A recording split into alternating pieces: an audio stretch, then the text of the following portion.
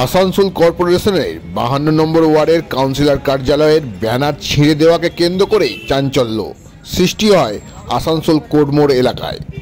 কোর্টমোড়ের দলীয় কার্যালয়ে অজ্ঞাত দুষ্কৃতীদের আক্রমণে তৃণমূল কংগ্রেসের ব্যানার ছেঁড়া হয়েছে এবং কার্যালয়ের গেট ভাঙার চেষ্টা করা হয়েছে। মঙ্গলবার 52 নম্বর ওয়ার্ডের কাউন্সিলর মৌসুমী বসু বলেন, সোমবার রাতেই ঘটনাটি ঘটে। এদিন সকালে তিনি দলীয় কার্যালয়ে এসে দেখেন দেওয়ালে লাগানো তৃণমূল কংগ্রেসের ব্যানার ছেঁড়া। ব্যানারটি অফিসের দরজার সঙ্গে তারের সাহায্যে বাঁধা ছিল এবং দরজা খোলার চেষ্টা করা হয়েছিল।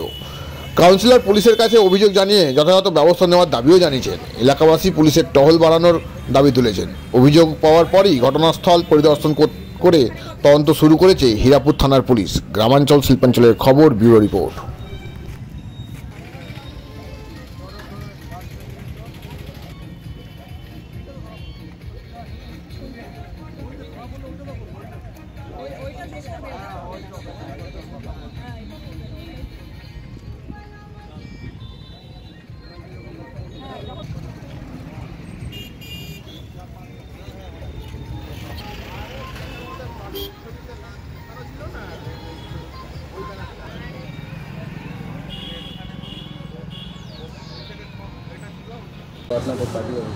দেখুন, কালকে সন্ধ্যে আমি প্রায় রাত 9:30 পর্যন্ত আমি অফিসে ছিলাম, তারপর বাড়ি যাই।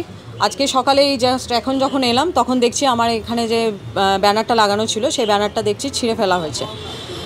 তারপরে এসে এখানে আমার অফিসের যে দরজাটা সেই দরজাতে তার দিয়ে বাঁধা থাকে, সেই তারটাও দেখছি টানা হিচড়া হয়েছে। এখানে সবাই বললো যে এভাবে হয়তো টানা হিচড়া করেছে, তারগুলো পুরো বেঁকে গেছে। আমি বুঝতে পারছি না এটা কে করেছে। থানাতেও আমি খবর দিয়েছি, ওনারা এসছেন। এখানে সিসিটিভিগুলো দেখা হোক, চেক করা হোক, দেখি কিভাবে কাউকে যদি বুঝতে পারি কে করলো। মনে হচ্ছে কেউ ইচ্ছাকৃত করেছে, কোনো দুষ্কৃতি করেছে না কোনো? দেখুন, এটা বলতে তো পারবো না যে কেউ ইন্টেনশন নিয়ে করেছে, তবে হ্যাঁ কাজটা তো কোনো দুষ্কৃতির দ্বারাই এটা হয়েছে। কেন যদি বলেন যে না কোনো পাগল কেউ যদি ছিঁড়ে ফেলেছে, সে সুন্দর করে মানে কাটিং করে কখনো ছিঁড়বে না, সে যেমন তেমন করে হয়তো ছিঁড়ে নামিয়ে দিতে পারে। কিন্তু একটা সাইড থেকে যেখানে অভিষেক বন্দ্যোপাধ্যায়ের ছবি ছিল সেখান থেকে পুরো তৃণমূল ব্যাপারটাকে ছিঁড়ে ফেলা হয়েছে। কারা করতে পারে? দুষ্কৃতি ছাড়া তো আর কেউ করবে না। ভালো যারা আমাদের মানে সভ্য সমাজের লোক, তাদের নিশ্চয়ই এরকম কাজ হবে না। আপনার নাম? আমার নাম মৌসুমী বোস, আমি 52 নম্বর ওয়ার্ডের কাউন্সিলর।